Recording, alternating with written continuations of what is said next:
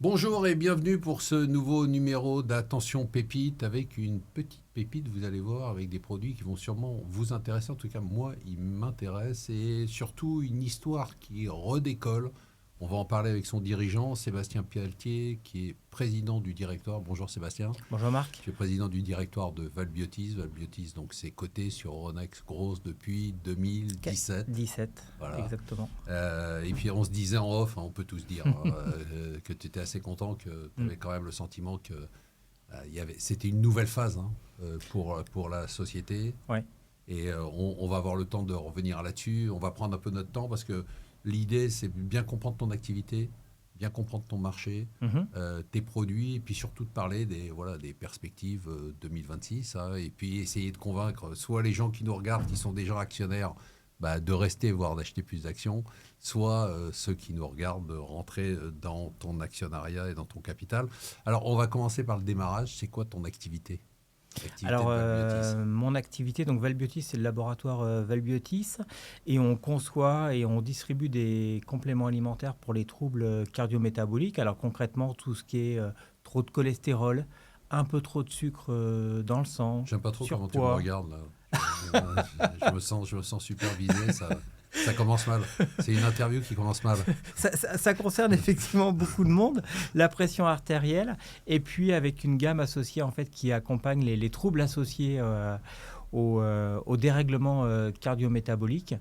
Donc une belle gamme en fait pour accompagner les personnes qui globalement ont un peu plus de 40, 45 ans, les aider à vieillir en bonne santé. Très bien, c'est un vaste programme, hein. Puis alors là, avec le vieillissement de la population, tu as de quoi faire.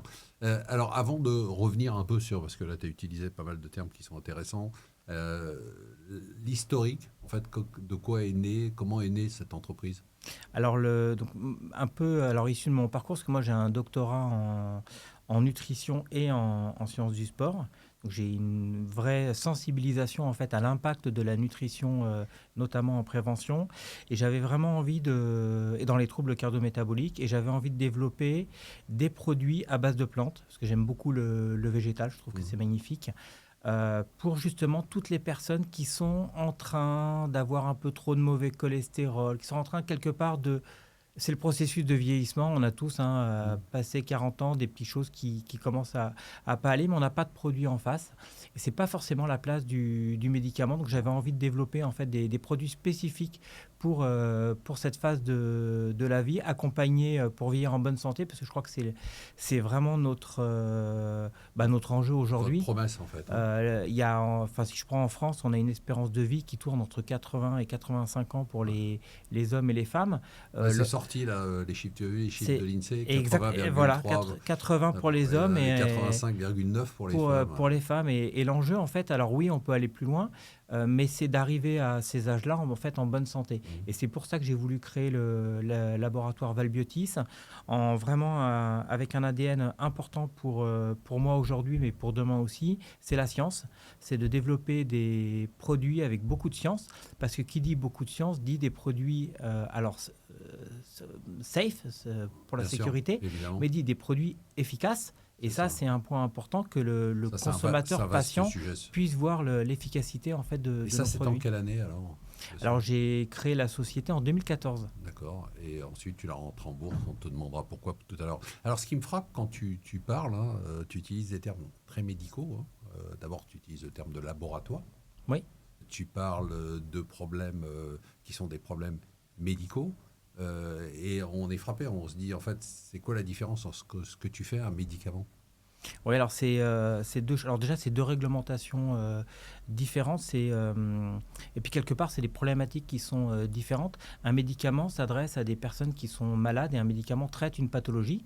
Un médicament peut prévenir une pathologie. Alors on appelle ça les vaccins, Ouais. mais on ne vaccine pas contre toutes les pathologies. Par exemple, il n'y a pas de vaccin pour le diabète de type 2. Le diabète ne se prête pas à la vaccination. Et la place du complément alimentaire, c'est de la prévention, c'est de la nutrition, c'est l'utilisation des plantes, c'est de pouvoir en fait accompagner des personnes à la fois corriger des déficiences nutritionnelles, par exemple avec des oméga 3, ou aussi apporter des produits à base de plantes qui peuvent avoir un aspect complément alimentaire et qui permettent de pallier à des troubles. On ne parle pas de pathologie, Enfin, tu parles on quand parle de même de troubles. cholestérol. Tu parles Alors on parle de cholestérol, mais c'est pas parce qu'on a un peu trop de cholestérol qu'on est forcément malade. C'est pas parce qu'on a un peu trop de sucre dans le sang qu'on est forcément malade en fait. D'accord. Ce sont des signaux qui nous disent attention, on a une élévation du cholestérol, on a une élévation par exemple de la pression artérielle, mais on n'est pas forcément malade. Est-ce que c'est un produit complémentaire d'un traitement médical ou alors, parfois, il n'y a pas besoin de traitement En fait, médical? quelque part, c'est la place du complément alimentaire, c'est à la fois d'être le compagnon en prévention, le compagnon d'une bonne hygiène de vie si on y arrive, alimentation et activité physique, et d'être le compagnon aussi de certains traitements dans le cadre alors d'un conseil d'un professionnel de santé, que ce soit le médecin ou le pharmacien. D'accord. Et donc, tu l'as dit tout à l'heure, hein, toi, tu t'adresses aux gens de, entre guillemets, de plus de 40 ans, parce que ce que tu décris, j'ai l'impression que c'est le problème Bah, d'une globalement, vaste partie de la oui, population. Je me sens visé, mais il n'y a pas que mais moi, je me sens j'imagine. visé aussi. Ouais. Mais oui, oui, bah c'est le processus de vieillissement normal. C'est normal de prendre un peu de poids avec l'âge. Et est-ce qu'on peut parler, alors, le terme, on l'a vu passer de nutrition santé, est-ce que ça c'est un terme qui te Alors, va? Et est-ce que c'est un enjeu majeur? Est-ce que c'est un enjeu aussi auquel tu réponds? oui, alors le terme de nutrition, en fait, est assez large. Et je crois que c'est un véritable enjeu, bah, notamment en France, hein, de mieux manger. Mais la nutrition, c'est plus que Bien sûr. l'alimentation au quotidien. Les compléments alimentaires peuvent faire partie en fait de cette branche de la nutrition santé. C'est tout ce qu'on va faire au quotidien à base quelque part d'ingrédients alimentaires. Alors le sens alimentaire, attention, j'ai l'habitude de parler d'écorce de pain, parce que l'écorce de pain, par exemple, on ne se dit pas que c'est forcément alimentaire. L'écorce de pain en Europe est considérée comme étant potentiellement alimentaire et pouvant entrer dans la composition d'un complément alimentaire. C'est pour ça que voilà, le mot nutrition aliment, Tu c'est préfères c'est pas forcément la pomme absolument, qu'on mange au absolument. quotidien, mais la nutrition et le complément alimentaire, je pense que c'est extrêmement important pour bien vieillir en fait. Alors, c'est un marché qui est assez vaste, hein, c'est un marché sur lequel on a l'impression, hein, de l'extérieur, qu'il y a énormément de produits. Comment on peut aider les gens qui nous regardent, au-delà du fait de les aider à gagner de l'argent s'ils rentrent dans ton action, mais de s'y retrouver par rapport à tous ces produits. Et tout à l'heure, tu as dit un truc qui était très intéressant et sur lequel je voudrais qu'on revienne, c'était l'aspect scientifique, hein, Mm. parce que, bon, ce sont des produits sur lesquels il y a une valeur ajoutée scientifique, notamment dans les tests, hein, j'imagine. Mm. Tu vas nous expliquer ça, comment ça fonctionne, qui est importante et qui permet peut-être de s'y retrouver par rapport aux produits, trier ce qui est bon parmi les compléments alimentaires et ce qui est peut-être un peu moins bon. Et c'est vrai que si on se met à la place du consommateur, hein, c'est pas facile de s'y retrouver. Il y a beaucoup de marques de compléments alimentaires. Notre spécificité, effectivement, c'est d'avoir 10 ans de recherche et développement derrière. On n'a fait que ça, Bon, ça, c'est pas très important. Je commercialisé. pense qu'il faut vraiment 10 qu'on ans de insiste recherche aussi. et développement. On a développé 4 produits avec des études cliniques rigoureuses qui ont été conduites en Europe, à l'international. Ça, c'est extrêmement important. Avec un portefeuille brevet, c'est-à-dire que les produits sont brevetés. 58 pays, c'est pas rien. Alors, je parle de brevet parce qu'en fait, le brevet, c'est quelque part le reflet qu'il y a une vraie science, entre Ouais, guillemets, le reflet qui est derrière. et d'une Et validation. d'une Voilà, validation, il y a exactement. une vraie innovation, en fait, qui est derrière. On a plusieurs fois été sélectionné par les plus grands congrès, que ce soit européens ou nord-américains, pour présenter nos résultats. Et c'est pas évident quand on vient du monde du complément alimentaire d'être sélectionné pour présenter à l'oral des résultats cliniques. Donc ça montre en fait la force de nos résultats, de notre méthodologie. Et effectivement, c'est pas facile de faire passer cette science en fait auprès du consommateur. Et nous, le meilleur moyen en fait de faire passer cette science, c'est de s'adosser aux professionnels de santé, puisqu'on peut leur expliquer cette science. Et cette science, ils la comprennent et ils peuvent la véhiculer. C'est pour ça qu'un de nos développements qui est extrêmement important aujourd'hui dans les années à venir, c'est le développement en officine. On croit beaucoup dans le conseil du pharmacien Ouais, on va dire. sur nos produits. Et donc, vous consacrez encore une partie importante de vos revenus à la recherche et développement. Alors sur la partie recherche et développement, on a forcément un peu réduit fortement suite à la commercialisation de nos produits. Pour autant, on n'a pas arrêté complètement. On a 2 laboratoires communs. Alors un laboratoire commun, c'est un nom officiel. Ce sont des laboratoires qui sont labellisés par l'Agence nationale de la recherche et qui sont financés par l'Agence nationale de la recherche. On en a 2, un à Clermont-Ferrand, un à La Rochelle, qui travaillent sur des thématiques avec nous qui sont importantes pour le futur, que sont le microbiote et tout ce qui est immunité. Et effectivement, plus tard, quand on aura des revenus suffisants, alors on remettra en route les études cliniques dans un second temps. Alors, tu parlais tout à l'heure, c'est très important. Tout ce que tu dis est hyper intéressant parce qu'on commence à distinguer un peu parmi les produits comment on peut s'y retrouver, hein. C'était un peu la question. Tu parles à la fois de tests, de validation. On sait que dans le monde du médicament, il y a évidemment des contraintes réglementaires qui sont extrêmement fortes. Est-ce qu'aujourd'hui, il y a des validations réglementaires ou est-ce qu'il y a des contraintes réglementaires? Oui, alors ça, c'est un point important. Le complément alimentaire est bien encadré, que ce soit en France et en Europe. D'ailleurs, il y a des règles européennes sur le complément alimentaire. Le premier point important, le la clé d'entrée déjà dans le complément alimentaire, c'est la sécurité. Par Ok, définition, un complément alimentaire ne doit pas avoir de problème de sécurité, contrairement aux médicaments où il y a la notion de bénéfice-risque. je comprends. Cette notion de bénéfice-risque, elle n'existe pas en fait Il dans faut zéro l'alimentaire et risque. dans le complément alimentaire. D'accord. C'est d'abord pas de risque et Ok. ensuite un bénéfice. Et donc ça, c'est extrêmement encadré en France et en Europe. Et ensuite, il y a la partie efficacité et ça, effectivement, on peut l'avoir avec des tests cliniques. Et oui, par exemple, en France, il y a des procédures, ce pas des enregistrements. Il y a Ce une sont- agence qui s'occupe de ça? il y a des notifications D'accord. qui sont faites et ensuite, il y a des contrôles aussi qui peuvent être faits. Alors, ça peut être la DGCCRF, il y a aussi l'ANSES. Qui est la partie nutrition. On a l'EFSA aussi, par exemple, à l'échelle européenne, qui va s'occuper notamment de tout ce qui est effet indésirable des compléments alimentaires. Est-ce qu'il faut retirer ou pas une substance. Donc tout ça est parfaitement en fait organisé, que ce soit en France ou en Europe. C'est intéressant. Tu dis qu'il faut qu'il y ait vraiment zéro risque, alors que tu dis que dans le médicament, il y a un côté, bah, on connaît les effets secondaires, hein. Mm. Là, en fait, c'est pas le sujet. Il faut qu'on parte sur un bénéfice sans risque. C'est vraiment l'objet. Alors, je crois que c'est plus que les compléments alimentaires, hein. C'est la nutrition, l'alimentation en règle générale. Cette notion de bénéfice-risque ne peut pas exister. Contrairement aux médicaments, on a quelqu'un de malade. Donc, oui, il faut le traiter. Et on sait que potentiellement, on va avoir des effets secondaires. Et on voit effectivement sur les notices des médicaments tous les effets secondaires en fait, qui sont décrits. Et donc, le Vous, médicament vous n'avez pas cette est marge de enregistré manœuvre, en fait. voilà, par rapport à est-ce qu'il y a plus de bénéfices en fait, par rapport au risque. Cette D'accord. notion, elle n'existe pas pour nous. Alors, on va rentrer un peu maintenant dans le cœur du réacteur. Tu parlais tout à l'heure, je crois, je me trompe peut-être, de 4 familles de produits. Oui, Tu peux nous les décrire? oui. Alors on a 4 produits en fait qu'on a développés pendant 10 ans. On a un produit aujourd'hui qui s'appelle Valbiotis Pro Cholestérol pour tout ce qui est cholestérolémie.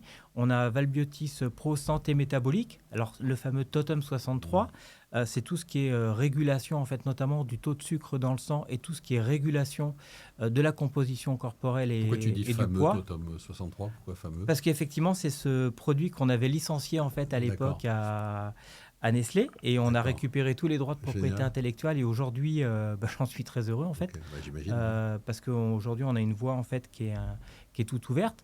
On a Valbiotis Pro Cardio-Circulation Ouais. pour tout ce Bon, qui est pression artérielle et puis un autre produit. Alors aujourd'hui on l'appelle Totem 448. Ça sera pour tout ce qui est gras dans le foie. Et à côté de ça, on a sorti une autre gamme, Valbiotis Plus, qui accompagne en fait les personnes sur les problèmes du quotidien. Ça peut être le sommeil, ça peut être donc là, c'est le spécifique. stress, c'est spécifique. D'accord. Les oméga 3, par Ok. exemple, qui sont très importants par rapport à tout ce qui est troubles cardiométaboliques. Et toujours en faisant attention aussi à la formulation et avec des produits naturels, ça c'est extrêmement important. On fait très attention en fait aussi sur la galénique. Je prends un exemple, Valbiotis Pro Santé Métabolique. On a un produit qui est à base de plantes sous forme de gélules mais la tunique de la gélule est végétale. D'accord. Donc on pousse le végétal jusqu'à la Jusqu'au tunique bout. de la gélule, c'est extrêmement important pour nous. Alors tout à l'heure, tu parlais des officines, hein, et des pharmaciens. C'est qui en fait les prescripteurs des produits Valbiotis? Alors aujourd'hui, nous, on pousse beaucoup le canal officinal et aussi les médecins. Alors je m'attarde plus en fait sur le canal officinal puisqu'on voit, on a vu ces dernières années en fait le rôle du pharmacien, des équipes officinales et des pharmacies évoluer avec le rôle la prévention. Bien C'est sûr. maintenant affiché. On voit des entretiens de prévention Bien sûr. maintenant que le pharmacien a. Et on y croit beaucoup parce que c'est vraiment important. C'est vrai qu'on a l'habitude de se dire, quand quelqu'un est malade, il faut s'occuper de lui. Oui, mais quand quelqu'un n'est pas malade, c'est bien aussi de s'occuper de lui, de le sensibiliser. Ouais, quand quelqu'un n'est pas malade, mais a quand même un déséquilibre. C'est ça qui Un est déséquilibre, c'est ça qui est très important. mais même C'est-à-dire, l'éducation, en fait, mais effectivement, le déséquilibre, et ça, l'équipe officinale, en fait, ils connaissent parfaitement leurs clients. Alors, on parle de clients bien sûr. pour une officine. Et donc, notre enjeu, effectivement, c'est de se développer en officine. Et comment ça se passe en fait pratiquement ça marche bien, ça se développe, vous gagnez de plus en plus d'officines. Il y a des chiffres ou pour l'instant Alors, effectivement, il y a des chiffres et on communiquera des chiffres par rapport à l'activité de je pensais que 2025. j'allais t'avoir. Mais il y a un point qui est extrêmement important, c'est que on va dire qu'il y a plus de 12 mois, on était vraiment dans le dur. Parce que quand on entrait en officine, quand nos attachés à la promotion médicale entraient en officine, le laboratoire n'était absolument pas connu. On avait un produit, c'était Velbiotis Procholestérol. Et les officines, quand elles nous achetaient un produit, c'était 3 boîtes. C'était pas beaucoup. Donc on était vraiment dans le dur et on pouvait avoir des jours entiers en fait sans commande. C'est normal. Il faut convaincre l'officine et il faut convaincre aussi le pharmacien qu'on est là dans la durée. Ouais. Pas qu'on est un laboratoire. Qu'est-ce qui a évolué alors? Qu'est-ce qui a changé en avant? Déjà, la ténacité, le fait que la société aujourd'hui s'est parfaitement organisée, qu'on gagne aussi en notoriété dans notre métier de commercialisation et pas de recherche et développement. Et ce qu'on voit aujourd'hui, c'est qu'on a une facilité, on implante une officine plus facilement, on est moins dans le dur. Et en fait, ça, c'est ce que te remonte. C'est ce que remonte le terrain et c'est ce que je vois aussi parce que je tourne aussi Toi aussi, avec. tu vas dans les phases. C'est extrêmement. Tu vas dans les officines, toi, avec tes produits? Mais c'est important. Alors, toujours avec un attaché à la promotion médicale, parce qu'il va être meilleur que moi. Ouais. Mais c'est extrêmement important. Et tu leur dis que tu es le patron de la... Oui, c'est important. Ouais. Puis ils doivent être surpris de te voir, non? Oui, ils sont surpris. Et ça crée une autre relation, quand même. Ouais, j'imagine, ouais. Et c'est extrêmement important pour moi, parce que ça me permet de voir ce qui fonctionne, ce qui ne fonctionne pas. Et ça nous permet d'adapter. Et ce qu'on voit aujourd'hui, effectivement, c'est qu'on a une société qui est en pleine capacité. Et en officine, en fait, c'est ce que je voudrais faire vraiment passer comme message à nos auditeurs. Ça marche pas de façon linéaire, en fait. Au départ, on a une croissance qui est linéaire parce qu'on est dans le dur. Et donc, il faut ouvrir officine par officine. Et d'un coup, il y a un effet seuil qui est extrêmement documenté. Et là, ça part en exponentiel. On y est là? On n'y est pas encore, mais on voit quand même l'horizon se profiler. De façon nationale ou pour l'instant Alors nous, de façon nationale, en fait. On est vous n'êtes pas concentré pour l'instant sur une ou deux zones géographiques? On a ouvert 19 secteurs et on le voit, hein, le panier moyen en officine, aujourd'hui, c'est clairement pas celui d'hier. Hier, on implantait un produit. Aujourd'hui, on implante une gamme entière. D'accord. Aujourd'hui, on arrive à implanter des têtes de gondole. Ça, c'est tout nouveau. Il y a quelques mois, implanter une tête de gondole, c'était pas possible. Et on voit cet effet boule de neige qui est en train de se mettre en place. On contacte aussi, ou on nous contacte sur des médecins qui adhèrent aussi à ce qu'on fait, à la science, au végétal, et ça, c'est important. Les médecins sont prescripteurs aussi? Les médecins peuvent être prescripteurs et sont prescripteurs. Ça démarre là aussi, tu es dans cet effet de seuil. Alors, on a des premiers médecins qui prescrivent. Après, c'est vrai qu'on accentue beaucoup sur l'officine. Bien sûr. Parce que l'officine prend de plus en plus de place sur la prévention. Et donc, on a En gros, hein, on fait 90% de visites officinales et 10% de visites médicales. Mais Donc vous êtes ça quand donne le même point. 10% de visites Mais on fait quand médicales. même 10% de Et visites le médecin médicales. peut être Le prescripteur. médecin peut être prescripteur et le médecin adhère à deux choses. Le côté végétal, c'est vrai que c'est important. Bien sûr. Et le côté science, le côté cliniquement testé, les publications scientifiques qu'on a. C'est-à-dire que oui, on a testé cliniquement, mais derrière, on a des publications scientifiques validées par Et ça, ce c'est qu'on appelle important. par nos pairs. Et évidemment, ça, c'est très Et important pour ça, les médecins. c'est primordial en fait. Toi qui connais bien le marché, hein, puisque tu es un des premiers, t'es un des pionniers du marché, aujourd'hui, comment tu vois cette évolution? T'as vraiment, au-delà de, on parlera après de Valbiotis, mais le marché en général, tu as l'impression que ça y est, je veux dire, il y a une adhésion qui est beaucoup plus forte et aujourd'hui, on est parti sur une vague de croissance ou tu as l'impression encore qu'on est à un palier? Ouais, alors si on regarde le marché du complément alimentaire en France, c'est un marché qui est en forte croissance en fait année après année. C'est un marché qui est très tiré par le végétal, très tiré par l'officine. Donc ça, c'est vraiment le marché D'accord. Donc du ça, complément ça, alimentaire. c'est vos créneaux. Ça, c'est notre créneau et je pense que ce qui est en train de... Et c'est ce que nous, on vient mettre notre pierre à l'édifice et je pense que petit à petit, le marché va aller vers là, c'est la science. C'est mettre davantage de science en fait Bon, sur le complément tu sais faire alimentaire. ça. Ça, on sait bien faire et on continuera à faire. Et là, on voit qu'on a un avantage en fait concurrentiel énorme. Et alors non seulement vis-à-vis des concurrents, mais c'est aussi pour le consommateur. Et on le voit on commercialise aussi sur notre site, on a notre propre site e-commerce et on voit les avis des consommateurs. Et quelque part, c'est extrêmement satisfaisant Bah, j'imagine, ouais. parce qu'on voit des avis extrêmement positifs. Mon cholestérol, il a baissé, ça a joué. Et ça, c'est effectivement très, très important. Et pourquoi ça fonctionne? Parce que les produits ont été formulés scientifiquement et qu'on les a testés cliniquement.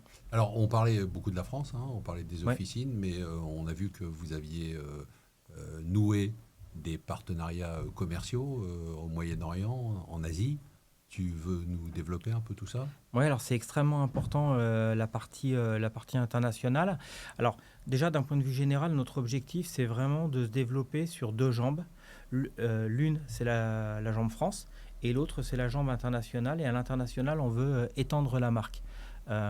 Puisque ce qui a vraiment de la valeur sur le long terme, c'est une marque implantée dans son pays et forte à l'international. Euh, donc on se développe là, on va se développer en Asie. On a signé un bon accord de partenariat. On va se développer là Donc, au quand tu dis un accord Moyen-Orient. de partenariat, c'est avec un distributeur local? Alors en Asie, c'est un peu particulier. On s'est associé en fait avec un entrepreneur chinois, Monsieur Ok, Tao, qui a sa propre structure. Et on va se reposer d'ailleurs beaucoup sur sa structure. Il est très habile, on va dire, dans le digital. mhm, Et l'Asie fonctionne de manière très digital. très, très digitale. Et donc on va mettre en place une co-entreprise. Donc Valbiotis va avoir 49% du capital. Monsieur Tao AEK 51% du capital. Il va implanter les produits en Chine et globalement implanter les produits en Asie. Ce qui fait qu'on a non seulement, bien sûr, on aura des dividendes issus Ouais. Mais vous de n'avez pas cette de coût de co-entreprise, développement, mais vous on n'avez n'a pas d'investissement, il n'y a pas de capex, aucun, il n'y a rien du tout. rien du Donc tout. ça, c'est pour l'Asie et Ça, pour, c'est pour l'Asie. pour le Pour le Moyen-Orient. Moyen-Orient, on a signé un accord de distribution déjà qui cible trois premiers pays que sont l'Arabie Saoudite, le Liban et l'Irak. Et là, c'est pareil, hein, pas de surcoût Bien pour sûr. Valbiotis. Un distributeur qui va prendre en charge le marketing et la commercialisation d'un point de vue ressources humaines et d'un point de vue financier. Nous, on va lui livrer des produits avec une marge Bien sûr. et derrière, il va commercialiser les produits à marque Valbiotis. Est-ce que il y a d'autres partenariats qui sont en cours de négociation ou il y a d'autres pays que Alors tu oui, envisages d'ouvrir? on a d'autres discussions. En fait, début 2025, on avait annoncé au marché financier qu'on souhaitait revoir en fait notre stratégie à l'international et développer la marque Valbiotis. C'est ce qu'on est en train de faire. Là, on l'a montré en Asie. On l'a montré au Moyen-Orient à travers ces trois premiers pays. Et Et là, l'objectif, en fait, c'est d'être partout. c'est de continuer. On pense aussi évidemment à l'Amérique du Nord, mais encore une fois, c'est de développer la marque en France et à l'international. Il faudrait que tu donnes un truc à Donald Trump et puis, pour qu'il soit moins orange déjà. 2026, je t'ai vu arriver avec le sourire quand on est arrivé au studio. Là. Tu me disais, là, dans l'ascenseur, ça se passe pas trop mal. Alors, je sais que tu peux pas donner de chiffres, mais Ouais. les perspectives, c'est quoi en fait? C'est rester d'abord sur ces produits, donc bénéficier de l'investissement que Mm. tu as déjà fait. D'accord. Donc ça, c'est quand même très important. C'est quoi les perspectives de l'année? Alors les perspectives de l'année, effectivement, c'est de continuer en fait cet effort commercial en France et à l'international, de C'est lancer. ton focus, hein. Ah, c'est mon focus. La France, on a beaucoup de signaux qui montrent que ce qu'on fait, ça fonctionne. Donc maintenant, il faut jour après jour en fait travailler. Mais c'est travailler. Il y a plus d'enjeu. Est-ce que ça va fonctionner en fait? Est-ce que la commercialisation va fonctionner? Non, cet enjeu-là, il est derrière nous. Maintenant, c'est jour après jour. Mais il faut pas lâcher, il faut continuer. Et sur la partie internationale, il faut lancer maintenant le business Asie concrètement pour avoir des premiers revenus. Il faut lancer le business au Moyen-Orient et en premier lieu les autorisations réglementaires, et puis continuer à signer d'autres accords de partenariat à l'international. Donc je dirais qu'on n'a plus d'efforts de structuration, de restructuration. Aujourd'hui, le business model, il est là, il fonctionne. Maintenant, c'est se lever jour après jour avec le sourire, parce que maintenant, on peut avoir le sourire, et continuer d'implanter et développer la marque en France et à l'international. Alors pourquoi tu es rentré en bourse en 2017? Qu'est-ce qui t'a motivé? Et finalement, avec le recul, qu'est-ce que ça t'a apporté? Alors la bourse, en fait, déjà, ça offre de la visibilité, Ouais. de la notoriété. Et il y a un point qui est extrêmement important, c'est la discipline et la structuration. Déjà, le process d'introduction en bourse et Ouais. ensuite une société cotée fait qu'on a une société qui est très processée, Transparente. transparente, qui sait identifier ses risques. Ouais. C'est le fameux chapitre facteur de risque dans l'URD, mais qui est très bien parce que en fait, en face de chaque risque, il faut identifier des solutions. Et cet effort en fait au quotidien de transparence envers les actionnaires, institutionnels, particuliers, cette rigueur entre guillemets réglementaire, normative, nous force en fait à avoir une société parfaitement structurée et en capacité d'absorber une forte croissance. Je crois que ça aussi, c'est l'avantage de la bourse, c'est qu'on a une société, parce elle est structurée, elle est capable d'encaisser, entre guillemets, une forte croissance. Bon, avant que tu me donnes des échantillons, parce que tout ce que tu m'as dit me concerne, on va finir l'entretien. Merci d'abord. Qu'est-ce que tu dirais à quelqu'un qui nous regarde là aujourd'hui, qui nous écoute, qui ne sait pas encore s'il a envie de rentrer dans Valbiotis? Qu'est-ce que tu lui dirais pour le convaincre de rentrer maintenant? Bah, si vous êtes persuadé que les troubles cardiométaboliques sont un enjeu en France et à l'international, que la science, ça a du sens avec le végétal pour aborder ces troubles. Si vous vous sentez aussi concerné ou dans votre entourage, vous voyez des personnes concernées, bah, n'hésitez pas à nous suivre sur le long terme. Le laboratoire Valbiotis, c'est une très belle histoire sur le long terme avec une très belle marque en fait qui est en train de s'établir en France et à l'international, et avec des équipes aussi qui sont très mobilisées. Je prends ce point aussi parce que c'est extrêmement important. On a des équipes au quotidien qui sont non seulement compétentes, mais extrêmement aussi mobilisées pour faire croître rapidement le laboratoire. Bon, bah, formidable. Écoute, on te souhaite beaucoup de succès pour 2026. Tu viendras nous raconter ça dans quelques mois Et avec pour nous plaisir. dire comment s'est passée l'année. Sébastien Pelletier, je rappelle que tu es président du directoire de Valbiotis. Voilà, c'était Attention Pépite. À bientôt.